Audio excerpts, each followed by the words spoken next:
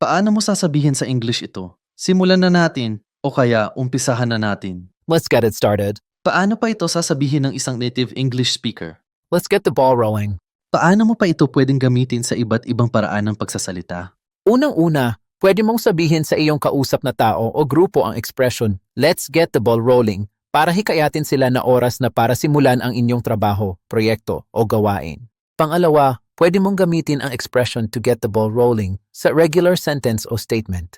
For example, we need everyone's cooperation to get the ball rolling. Pangatlo, simply add the preposition on.